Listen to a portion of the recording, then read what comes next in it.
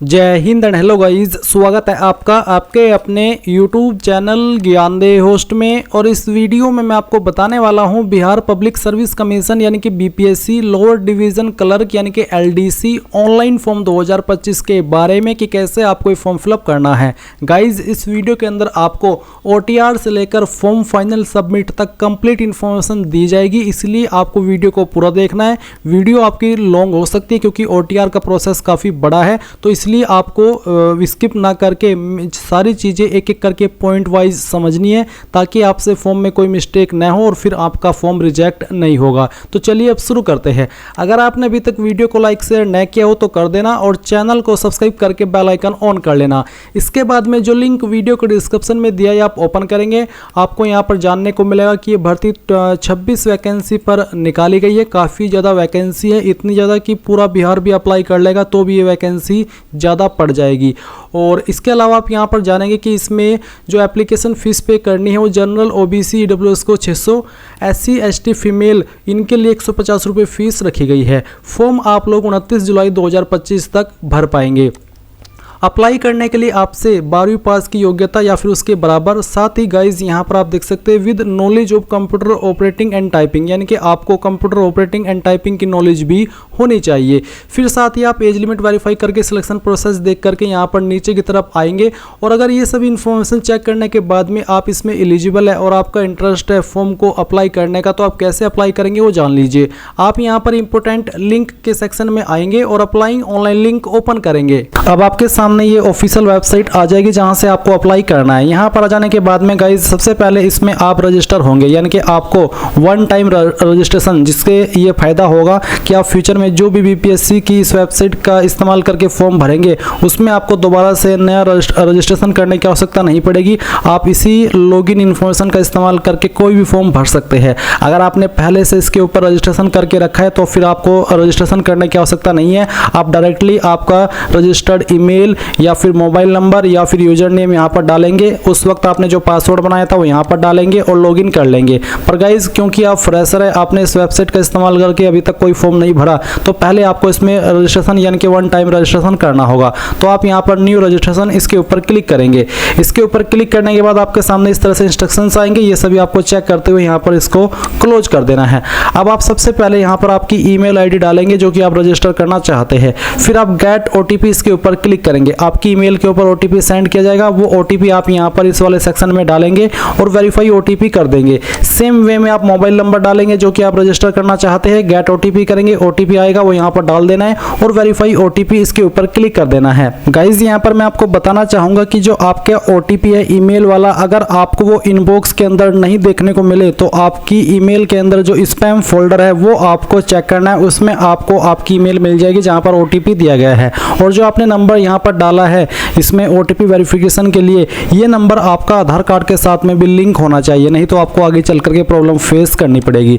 इसके बाद गाइज आप यहाँ पर एक पासवर्ड बनाएंगे अपनी मर्जी से, तो जो भी पासवर्ड आप बनाना चाहते हो यहाँ पर डाल दीजिए और उसको दोबारा डाल करके आप यहाँ पर वेरीफाई कर लीजिए।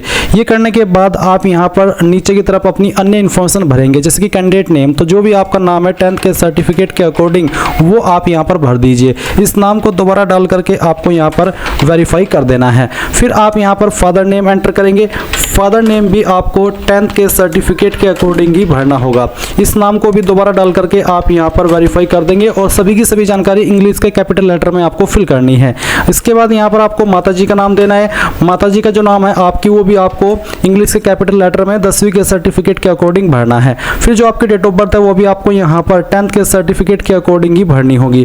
पहले आप यहाँ से जो भी आपका ईयर है बर्थ का वो सिलेक्ट कीजिए, जैसे कि मैं आपको यहाँ पर सिलेक्ट करके दिखाने वाला हूँ। फिर यहाँ से आपका मंथ और उसके बाद में डे, तो आपका डेट ऑफ बर्थ आ जाएगा। अगेन आपको यहाँ पर आपकी डेट ऑफ बर्थ सिलेक्ट करनी होगी और इसको वेरीफाई करना होगा। पहले ईयर, फिर यहाँ से आपका मंथ और उसके बाद में डे, तो आपका डेट ऑफ बर्थ आ जाएगा। फिर नीचे की तरफ आप देखेंगे जेंडर, आपको आपका जेंडर सिलेक्ट करना है, इसको दोबारा सिलेक्ट करके वेरीफाई करना है। आईडी टाइप में आपको कोई एक आईडी सिलेक्ट कर लेनी है, जैसे कि आधार कार्ड, पैन कार्ड या फिर ड्राइविंग लाइसेंस, जो भी आप देना चाहते हो वो आप सिलेक्ट कर ले। अगर आधार कार्ड सिलेक्ट किया है तो फिर आधार का नंबर डालिए, उस आधार नंबर को दोबारा डाल करके यहाँ पर वेरीफाई कर दीजिए। उसके बाद बाद आपसे पूछा है which year did you complete your 10th matric, कौन से साल के अंदर आपने आपकी 10वीं कंप्लीट किया है, वो साल आपको यहाँ पर सिलेक्ट करना होगा। फिर what is the short name of 10th board, यानी कि आपका 10th का बोर्ड का नाम क्या है, IG, CSC, ICSE, CBSE, BSEB, IB state board. अगर आपका कोई अन्य स्टेट बोर्ड है तो आप वो सिलेक्ट कर लीजिएगा। उसके बाद यहाँ पर है what is your seat roll number of 10th matric, यानी कि 10वीं का जो रोल नंबर है वो क्या था, वो आपको यहाँ पर एंटर करना होगा। स्टेट बोर्ड वो कैंडिडेट सेलेक्ट करेंगे जिन्होंने यूपी बोर्ड से, MP बोर्ड से या फिर किसी स्टेट के अन्य बोर्ड से अपनी 10वीं कंप्लीट की है। अगर आप बिहार बोर्ड से किए हो तो आप यहाँ पर BSc भी सिलेक्ट कर सकते हैं। इसके बाद आता है which year did you complete your 12th, किस साल के अंदर आपने 12वीं कंप्लीट की थी, वो सिलेक्ट कर लेंगे। What is your blood group, guys यहाँ पर ब्लड ग्रुप आप सभी से पूछे और ये ऑप्शन का आंसर करना भी अनिवार्य है। अगर आपको आपका ब्लड ग्रुप नहीं पता तो ऐसे में क्या आप करेंगे, या तो आप अपना ब्लड टेस्ट करा लीजिए, या फिर अगर आप अभी नहीं देना चाहते, आपको नहीं पता, तो आप यहाँ पर NA यानी कि नॉट अवेलेबल ये लिख दीजिएगा। पर अगर आपको यहाँ पर पता है कि आपका ब्लड ग्रुप क्या है तो आप यहाँ पर ब्लड ग्रुप लिख सकते हैं। उसके बाद what is your favourite sports person, आपका फेवरेट स्पोर्ट्स पर्सन कौन है वो आपको यहाँ पर एंटर कर देना है आपकी चॉइस के अकॉर्डिंग, तो जो भी है वो आप यहाँ पर लिख दीजिएगा। उसके बाद आप यहाँ पर जो कैप्चा है आपके सामने वो डालेंगे और रजिस्टर के ऊपर क्लिक करेंगे। अब यहाँ पर आपके सामने कि are you sure you want to redirect to DigiLocker, तो आप यहाँ पर क्या डिजिलॉकर के लिए रिडायरेक्ट होना चाहते हैं, तो आप यहाँ पर यस करिए। यस करने के बाद में आपको डिजिलॉकर के ऊपर साइन किया जाएगा। अभी आप यहाँ पर डिजिलॉकर के ऊपर साइन इन करेंगे, तो किस माध्यम से साइन इन होना चाहते हैं वो आप देख लीजिए। रजिस्टर मोबाइल नंबर और पिन, या फिर यूजर नेम, या उसके अलावा पिन, या फिर अदर का ऑप्शन भी है जिसमें कि आप यहाँ पर कोई एक ID सेलेक्ट कर लेंगे, फिर उसका नंबर और फिर आपका पिन, और फिर यहाँ पर टिक करके साइन इन हो जाएंगे। पर गाइज अगर आपने इस डिजिलॉकर की जो वेबसाइट है इसके ऊपर अकाउंट बना करके नहीं रखा, आप फ्रेशर है, तो आप यहाँ पर साइन अप करेंगे। साइन अप करने के लिए आप यहाँ पर साइन अप के ऊपर क्लिक करके इस वाले इंटरफेस पर आएंगे। यहाँ पर आपको आपका मोबाइल नंबर डालना है जो कि आप रजिस्टर करना चाहते हैं, जनरेट OTP करना है, OTP वेरिफिकेशन होगा। उसके बाद में फुल नेम डालेंगे, आपका डेट ऑफ बर्थ सिलेक्ट कर लेंगे, जेंडर सेलेक्ट करेंगे, अपना यूजर नेम बनाएंगे अपनी मर्जी से, फिर एक पिन बनाएंगे और उस पिन को दोबारा डाल करके वेरीफाई कर देंगे। And then I consent to terms to use, इसके ऊपर टिक करके वेरीफाई कर देंगे। इसके बाद गाइज आपका डिजिलॉकर अकाउंट बन जाएगा और फिर वो जैसे ही बन जाए आप उसका इस्तेमाल करके यहाँ पर इसमें साइन इन हो जाइएगा। इसके बाद गाइज जो नंबर आपका डिजिलॉकर अकाउंट पर आपने रजिस्टर किया है उसके ऊपर एक OTP जाएगा, वो आप यहाँ पर डालिए और साइन इन इसके ऊपर क्लिक कीजिए। इसके ऊपर क्लिक करने के बाद में यहाँ पर प्रोसीड विद KYC, आपको आपका आधार नंबर डालना है और वेरीफाई इसके ऊपर क्लिक करना है। जैसे ही आपका यहाँ पर KYC हो जाए तो आप यहाँ पर रिटर्न टू BPSC ऑनलाइन इसके ऊपर क्लिक करेंगे और यहाँ से आप यस कर देंगे। यस करने के बाद में आपको यहाँ पर इसी वेबसाइट के ऊपर सेंड किया जाएगा। और अगर आप यहाँ पर डायरेक्टली मेन डैशबोर्ड पर नहीं पहुँच पाते तो आपको यहाँ पर इसमें लॉगिन वाले सेक्शन का इस्तेमाल करके लॉगिन हो जाना है, यानी कि आपको आपका रजिस्टर ईमेल या नंबर इस्तेमाल करना है, आपने जो पासवर्ड बनाया था वो डालना है और लॉगिन के ऊपर क्लिक करना है। इसके बाद यहाँ पर लॉगिन करने के लिए आप ये कैप्चा कोड डालेंगे और प्रोसीड के ऊपर क्लिक कर देंगे। इसके बाद गाइज यहाँ पर अगेन आपको बोला जा रहा है कि क्या आप डिजिलॉकर के लिए रिडायरेक्ट होना चाहते हैं, अगर हाँ तो यस, नहीं तो आप नो करेंगे। नो करने के बाद में आपके सामने यहाँ पर आपका डैशबोर्ड आ जाएगा, क्योंकि गाइज हम जो डिजिलॉकर का प्रोसेस है वो पहले ही कंप्लीट कर चुके हैं। तो अब आपके सामने यहाँ पर होम का इंटरफेस आएगा जैसे कि आप वीडियो में देख सकते हैं। अभी आप यहाँ पर प्रोफाइल क्रिएशन इसके ऊपर क्लिक करेंगे। इसके ऊपर क्लिक करने के बाद यहाँ पर कुछ जानकारी आपकी भरी हुई है और कुछ जानकारी आपको भरनी है, जैसे कि आपका जो हिंदी नेम है वो आपको यहाँ पर 1.2 में डाल देना है, यानी कि आपको आपका नाम हिंदी के अंदर लिखना है। जैसे कि मैं आपको यहाँ पर लिख करके दिखा रहा हूँ। अगर ये इसमें सही से नहीं आ रहा है, जैसे कि आप यहाँ पर वीडियो में देख सकते हैं कि सजेशन सही से नहीं आ रहे हैं, तो आप यहाँ पर खुद से आपका नाम कहीं और पर लिख करके उसको यहाँ पर पेस्ट कर सकते हैं। इसके बाद में यहाँ पर आपके सामने मैरिटल स्टेटस, तो मैरिड, अदर या फिर अनमैरिड, जो भी स्टेटस है वो आप सिलेक्ट कर लेंगे। इसको दोबारा सिलेक्ट करके आप वेरीफाई कर देंगे। फिर आप यहाँ पर नीचे की तरफ आएंगे और देखेंगे इसमें बॉडी आइडेंटिफिकेशन मार्क, आपकी बॉडी के ऊपर वो निशान जिससे आपकी बॉडी की पहचान होती हो, ये निशान आपकी बॉडी के ऊपर कहीं पर भी हो सकता है, उस निशान के बारे में आप यहाँ पर लिख दीजिएगा। ये लिखने के बाद में पूछे कि have you ever changed your name, क्या आपने कभी आपका नाम बदला है, अगर हाँ तो यस, नहीं तो आप नो करेंगे। अगर बदला है तो यस करने के बाद में जो आपने नाम बदला है, यानी कि बदलने के बाद जो आपका नाम हुआ है वो आप यहाँ पर लिखेंगे। नहीं बदला है तो आप नो कर दीजिए। फिर are you a citizen of India, तो आप इसमें यस कर देंगे कि हाँ मैं इंडिया का सिटीजन हूँ। फिर आपसे पूछा है कि क्या आप बिहार राज्य के स्थायी मूल निवासी है, अगर आप बिहार के मूल निवासी है तो आप यस करेंगे।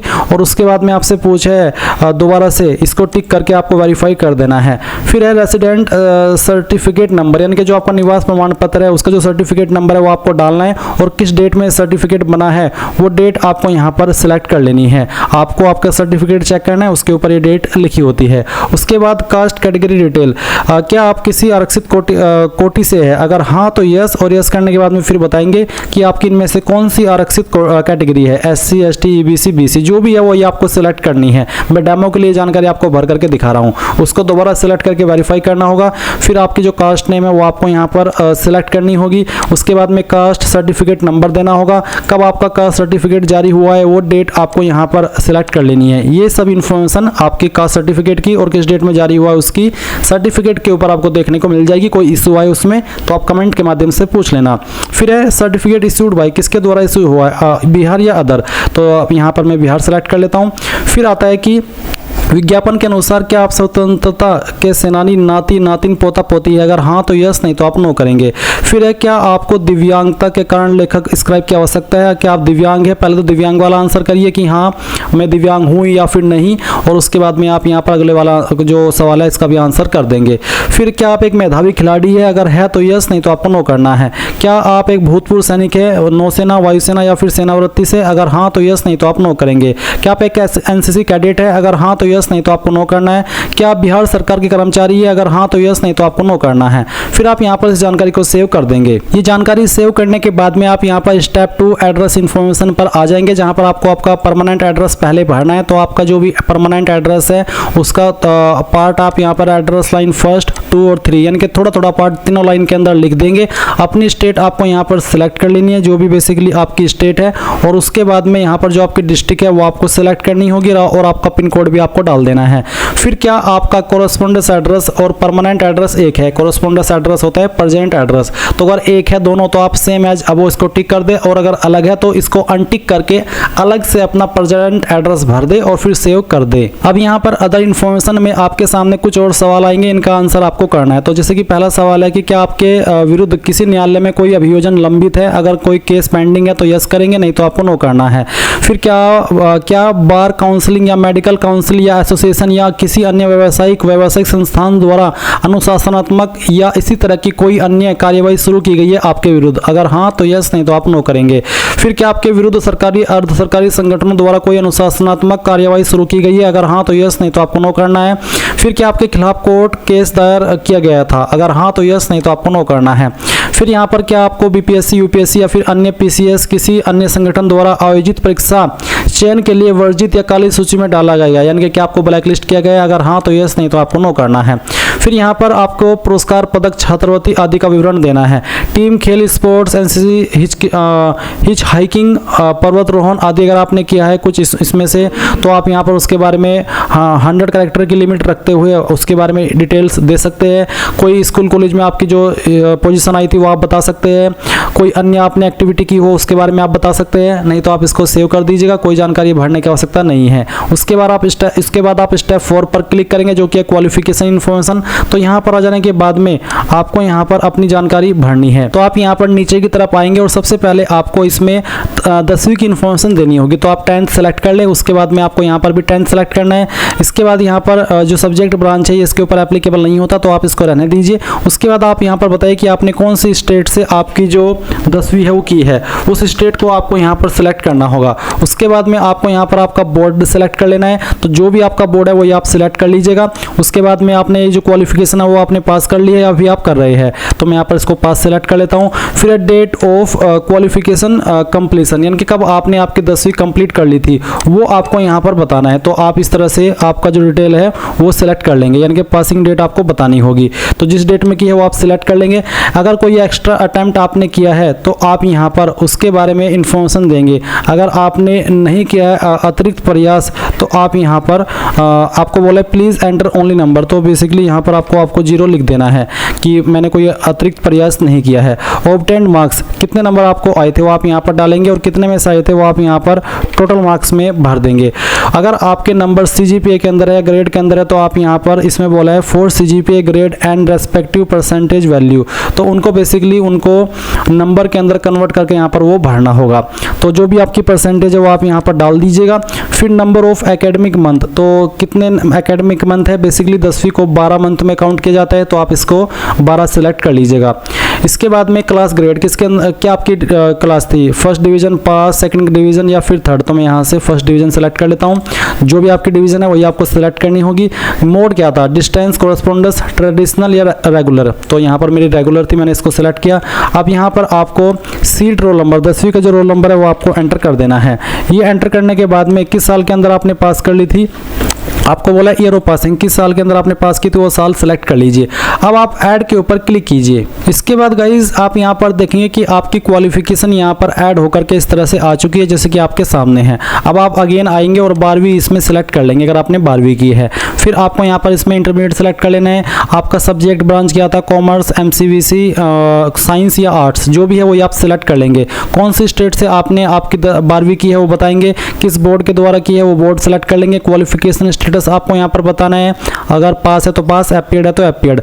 डेट ऑफ क्वालिफिकेशन कंप्लीशन, कब आपने क्वालिफिकेशन कंप्लीट कर ली थी वो आपको यहाँ पर बताना है। तो इस तरह से आप इसको सिलेक्ट कर लीजिए जैसे कि मैं आपको बता रहा हूँ। फिर आपको अगर आपने कोई एक्स्ट्रा अटेम्प्ट किया तो आप उसके बारे में लिखिए, नहीं तो आप यहाँ पर 0 लिख दीजिए। ऑब्टेन्ड मार्क्स, कितने नंबर आपको आए थे वो आप यहाँ पर भरेंगे और कितने में से आए थे वो आप यहाँ पर टोटल मार्क्स के अंदर डाल देंगे। परसेंटेज आपकी कितनी थी वो आपको यहाँ पर एंटर करनी होगी। इसके बाद में आप यहाँ पर देखेंगे कितने मंथ का ये था, तो इसमें इसको 24 मंथ में काउंट किया जाता है, तो आप यहाँ पर 24 मंथ सिलेक्ट कर लीजिएगा। उसके बाद में आपकी डिवीज़न क्या थी वो बताइए। मोड आपको सिलेक्ट कर लेना है रेगुलर, अगर आपने रेगुलर की है। कंपलसरी सब्जेक्ट्स यहाँ पर आपको बताने, बेसिकली इसमें यही ऑप्शन है, तो अगेन जिस भी स्ट्रीम में आपने आपकी 12वीं की है वो आप सिलेक्ट कर लेंगे। और उसके बाद में यहाँ पर ऑप्शनल सब्जेक्ट है, तो अगर ऑप्शनल है कुछ तो आप सिलेक्ट कर ले, नहीं तो आप इसको ऐसे ही छोड़ दे। उसके बाद यहाँ पर आपको आपकी जो 12वीं है उसका रोल नंबर एंटर करना है, किस साल के अंदर पास कर ली थी वो साल सेलेक्ट कर लेंगे और ऐड के ऊपर क्लिक करके इसको ऐड कर देंगे। ये जानकारी भी आपकी यहाँ पर ऐड हो जाएगी। अब आपको यहाँ पर गाइज आपकी अन्य क्वालिफिकेशन देनी है। अन्य क्वालिफिकेशन अगर आप BPSC LDC पर अप्लाई कर रहे हैं तो आपका सर्टिफिकेट मांगा है। मैं आपको यहाँ पर नोटिफिकेशन पर लेकर के चलता हूँ। ये आपका नोटिफिकेशन है जहाँ पर आपको 4 पॉइंट में बोला है कि तकनीकी योग्यता, कंप्यूटर संचालन एवं कंप्यूटर टंकन। अब यहाँ पर आप इसमें जब फॉर्म को अप्लाई कर रहे हो तो इसमें आप क्या सिलेक्ट करेंगे वो जान लीजिए। आप यहाँ पर सिलेक्ट के सेक्शन पर आएंगे और आपको यहाँ पर सर्टिफिकेशन सेलेक्ट करना है। सर्टिफिकेशन सेलेक्ट करने के बाद में आपको यहाँ पर इसमें काफ़ी सारे सर्टिफिकेट देखने को मिलेंगे, जैसे कि आप यहाँ पर वीडियो में देख सकते हैं। नीचे की तरफ आपको यहाँ पर आपका जो टंकन वाला सर्टिफिकेट है वो देखने को मिलेगा। इसमें अलग अलग तरह के अलग अलग लेवल के सर्टिफिकेट है, तो जो भी आपके पास इनमें से सर्टिफिकेट है वो आपको सिलेक्ट करना होगा। जैसे कि यहाँ पर मैं एग्जाम्पल के लिए आपको एक चीज़ सिलेक्ट करके दिखा देता हूँ। जैसे कि यहाँ पर आपका है शॉर्ट हैंड इंग्लिश 100 वर्ड पर मिनट, WPM का मतलब यही होता है। फिर ऊपर की तरफ भी आप यहाँ पर देख सकते हैं डाटा एंट्री ऑपरेटर स्पीड। फिर यहाँ पर DOAC वाला ये भी कंप्यूटर सर्टिफिकेट है, तो चलिए मैं यही सिलेक्ट कर लेता हूँ। ये सिलेक्ट करने के बाद में यहाँ पर आता है क्वालिफिकेशन स्टेटस, ये आपने पास कर लिया या अभी आप कर रहे हैं। अगर पास तो आप पास सिलेक्ट कर लेंगे। उसके बाद में डेट ऑफ क्वालिफिकेशन कंप्लीशन, यानी कि सर्टिफिकेट आपने कब कंप्लीट कर लिया था वो डेट आपको यहाँ पर सिलेक्ट कर लेनी है। उसके बाद आप देखेंगे ग्रेड, तो आपकी ग्रेड क्या थी, फर्स्ट, सेकंड या फिर थर्ड, जो भी थी वो आप यहाँ पर लिख देंगे। ऑब्टेन्ड मार्क्स, कितने नंबर आपको आए थे वो नंबर आपको यहाँ पर एंटर करने हैं। आपके जितने में से भी नंबर आए थे वो आप यहाँ पर एंटर कर दीजिएगा और फिर टोटल नंबर क्या थे वो आपको यहाँ पर डाल देना है। उसके बाद परसेंटेज आपको यहाँ पर फिल कर देनी है। फिर नंबर ऑफ एकेडमिक मंथ, कितने मंथ का ये आपका कोर्स था वो आपको सिलेक्ट कर लेना है। 6 मंथ, 18, 6, 12, 18 जो भी है वो आप यहाँ पर सिलेक्ट कर लीजिएगा। मैं डेमो के लिए इन्फॉर्मेशन भर रहा हूँ, आप आपके रियल मंथ यहाँ पर सिलेक्ट करिएगा। उसके बाद आप ऐड के ऊपर क्लिक करेंगे और फिर इस जानकारी को भी सेव के ऊपर क्लिक करके सेव कर देंगे। एंड देन आप इसके बाद में आएंगे आपकी स्टेप 5 एक्सपीरियंस इन्फॉर्मेशन के सेक्शन पर अभी मैं आपको ये भी बता दूं कि अगर आपके पास 12वीं के अलावा कोई और भी क्वालिफिकेशन है और आप यहाँ पर उसको भरना चाहे तो आप उसको सेम वे में भर सकते हैं। इसके बाद आप यहाँ पर जब एक्सपीरियंस के सेक्शन में आएंगे, अगर आपके पास एक्सपीरियंस है तो आप यहाँ पर यस करके उसकी जानकारी भर सकते हैं, जैसे कि एम्प्लॉयमेंट प्रेजेंट है या फिर पास्ट है वो आप बताएंगे, एम्प्लॉयमेंट टाइप बताएंगे, डिपार्टमेंट या इंस्टीट्यूट या ऑर्गेनाइजेशन बताएंगे करेंगे जहाँ पर आपने काम किया है, और उसके बाद में क्या कार्यालय संस्थान बिहार क्षेत्र की परिधि में अवस्थित है वो आप बताएंगे यस नो में कि हाँ या फिर ना। किस पोस्ट पर आपने काम किया वो इस पोस्ट सेलेक्ट करेंगे। नेचर ऑफ जॉब बता देंगे यहाँ पर सेलेक्ट करके कि किस तरह का आप काम करते थे। फिर weather the post is gazetted वो आपको बताना है यस नो में। नेचर ऑफ अपॉइंटमेंट बताना है, कितनी सैलरी मिलती थी वो बताना है। ग्रेड पे बताना होगा, बेसिक पे बताना होगा, monthly gross salary, medical college and institute ये बताना होगा कि कौन सा था। फ्रॉम डेट कब आपने जॉब ज्वाइन की थी वो आप सेलेक्ट करेंगे, और फिर यहाँ पर इसमें ईयर मंथ और डे भर देंगे। सेव करके ये जानकारी सेव हो जाएगी। पर अगर आपके पास कोई एक्सपीरियंस नहीं है तो आप सिंपली इसमें नो कर दीजिए और यहाँ पर सेव कर दीजिए। इसके बाद आता है स्टेप 6 अब photo upload and signature and profile log. तो आप यहाँ पर आएंगे इसमें इस वाले स्टेप में और अपना जो फोटो है वो अपलोड करेंगे। तो आप यहाँ पर सबसे पहले आपका लाइव फोटो कैप्चर करेंगे। आपको इसमें फोटो अपलोड नहीं करना, बस आपका लाइव फोटो ही कैप्चर करना है। तो आप कैप्चर लाइव फोटो इसके ऊपर क्लिक कीजिए। तो यहाँ पर आपका जो कैमरा है वो ऑन हो जाएगा। आपको यहाँ पर आपका सही सा एक फोटो कैप्चर कर लेना है और सेट इमेज इसके ऊपर क्लिक करना है। अब आप यहाँ पर देखेंगे फोटो अपलोडेड सक्सेसफुली। अब आप इसको ओके कर दीजिए और ओके करने के बाद में यहाँ पर आप आपका सिग्नेचर अपलोड करेंगे। इंग्लिश वाला सिग्नेचर और हिंदी वाला सिग्नेचर।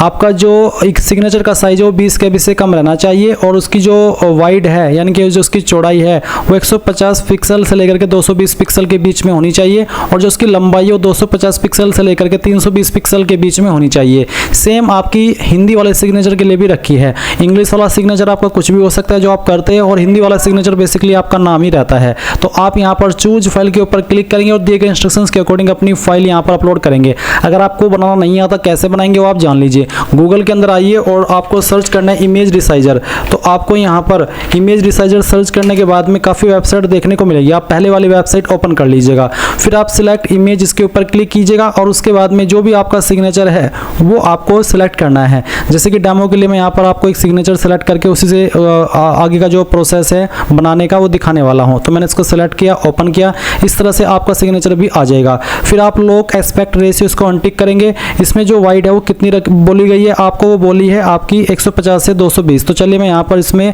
इसको 220 कर लेता हूँ। और जो हाइट है, हाइट बोली गई है 250 से 320। तो चलिए मैं इसमें यहाँ पर इसको 320 कर लेता हूँ।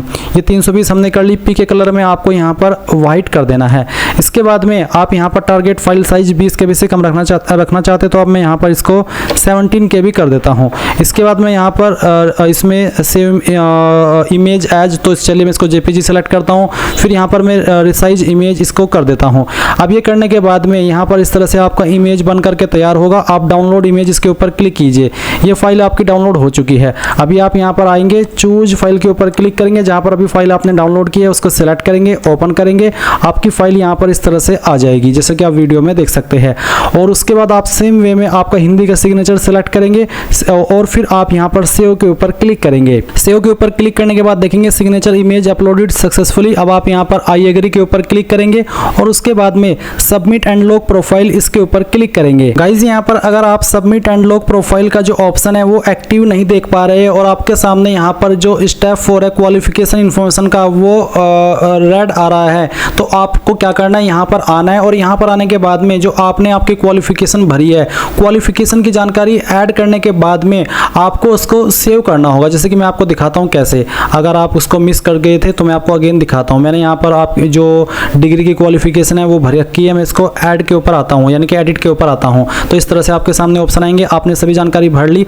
अब आप इसको पहले यहाँ पर सेव करिए। सेव करने के बाद में are you sure you want to save the qualification information, और इसको आप कंफर्म कर दीजिए। जब आप इसको कंफर्म कर देंगे तो ही ये क्वालिफिकेशन यहाँ पर ऐड हो पाएगी और फिर आपके सामने जो स्टेप 4 पर क्वालिफिकेशन के सेक्शन में रेड का ऑप्शन आ रहा है वो हट जाएगा। और उसके बाद आप यहाँ पर आपके photo signature and profile lock वाले ऑप्शन पर आएंगे और यहाँ पर आने के बाद में आप इसको टिक करेंगे। मैं यहाँ पर प्लीज़ अपलोड एंड सेव, तो चलिए मैं इनको फोटो साइन को सेव कर देता हूँ। अब मैं यहाँ पर इसके ऊपर टिक करता हूँ। अब देख लीजिए सबमिट एंड लॉक प्रोफाइल का ऑप्शन एक्टिव हो चुका है। सबमिट एंड लॉक प्रोफाइल पर क्लिक करने से पहले आपने जो भी जानकारी भरी है उनको अच्छे से चेक कर ले, देख ले कि हाँ मैंने सभी जानकारी भर दी जो कि मुझे भरनी थी, तभी आप इसके ऊपर क्लिक कीजिए। इसके बाद गाइज आप यहाँ पर न्यू एप्लीकेशन के सेक्शन पर क्लिक करेंगे और आपको यहाँ पर Bihar public service commission lower division clerk preliminary competitive examination देखने को मिल जाएगा। आप यहाँ पर एक्शन के नीचे व्यू के ऊपर क्लिक करना, फिर यहाँ पर आपको चेक एडवर्टाइजमेंट क्राइटेरिया इसके ऊपर क्लिक करना है। एंड देन गाइज यहाँ पर आपके सामने इस तरह का इंटरफेस आएगा। आप सभी जानकारी चेक करते हुए नीचे की तरफ आएंगे और फिर आपको यहाँ पर कुछ चीज़ों के आंसर करने हैं। अगर आप यहाँ पर अपनी दी हुई क्वालिफिकेशन के अकॉर्डिंग अकॉर्डिंग इसमें एलिजिबल नहीं होंगे तो आपको यहाँ पर देखने को नहीं मिलेगा। आपको यहाँ पर ऐसा देखने को मिलेगा कि you are not eligible for apply this post. But अगर आप यहाँ पर देख रहे हैं कि you can apply for this post, तो इसका मतलब है कि आप यहाँ पर जो इन्फॉर्मेशन भरे उसके अकॉर्डिंग आप अप्लाई करने के लिए एलिजिबल है। तो आप यहाँ पर नीचे की तरफ आएंगे और आपसे पूछा है कि क्या आप परीक्षा शुल्क में छूट छोड़ना चाहते हैं, यानी कि जो छूट मिलती है SC/ST कैंडिडेट को, क्या आप वो छोड़ना चाहते हैं और पूरी फीस देना चाहते हैं, तो आप इसमें नो कर दीजिए कि नहीं, मैं छूट नहीं छोड़ना चाहता। फिर सवाल आता है कि enter previous attempts of appearing in competitive examination conducted by BPSC, enter 0 if you are not Bihar government employ. अगर आप बिहार गवर्नमेंट एम्प्लॉय नहीं है तो आप यहाँ पर 0 एंटर कर सकते हैं। साथ ही साथ आपको अगर आपने BPSC में कोई कॉम्पिटिटिव एग्जाम दिया है और आप उसमें अपेयर हुए हैं तो आपको बताना कि आपने कितने अटैम्प्ट दिए, अगर नहीं दिए तो आप इसमें 0 लिख दीजिएगा। फिर do you have knowledge of computer operation and computer typing, क्या आपको computer operation and computer typing की नॉलेज है, अगर हाँ तो यस, नहीं तो आप नो करेंगे। उसके बाद नीचे की तरफ आएंगे, यहाँ पर आपको जो जिस विभाग के अंदर ये वैकेंसी है वो देखने को मिल जाएगा। अब आप यहाँ पर अप्लाई के ऊपर क्लिक करिए। अप्लाई के ऊपर क्लिक करने के बाद आपके सामने डॉक्यूमेंट्स आएंगे। आप अगर इनको री अपलोड करना चाहे तो वो भी कर सकते हैं, और अगर आपको अपलोड करने को बोला जा रहा है तो आप अपलोड कर दीजिएगा। फिर आप इनके ऊपर टिक कर दीजिए, और आप इनको व्यू करना चाहे तो वो भी कर सकते हैं। इसके बाद आपको कैप्चर लाइव फोटो, आपका फोटो लाइव कैप्चर करना होगा। लाइव फोटो कैप्चर करने के बाद में आपका फोटो इस तरह से यहाँ पर देख सकेंगे। फिर आपको आई एग्री इसके ऊपर क्लिक करना है, नीचे की तरफ आना है और एंटर करंट लोकेशन में आपको बताना कि कहाँ से आप इस फॉर्म को भर रहे हैं, उस सिटी का नाम आपको देना है। बहुत सारे कैंडिडेट यहाँ पर अपना नाम भर देते हैं, आपको अपना नाम नहीं भरना बल्कि सिटी का नाम भरना है। उसके बाद आप सबमिट एंड पे फीस इसके ऊपर क्लिक करेंगे। अब यहाँ पर आपको ऑनलाइन पेमेंट ये सिलेक्ट कर लेना है और फिर SBI को सिलेक्ट करना है और उसके बाद में ओके कर देना है। आपको पेमेंट के पेज पर ट्रांसफर कर दिया है। आप आपकी fees SBI debit card, credit card, internet banking, UPI, NEFT यानी कि इनमें से जिस माध्यम का इस्तेमाल करके जमा करना चाहे कर सकते हैं।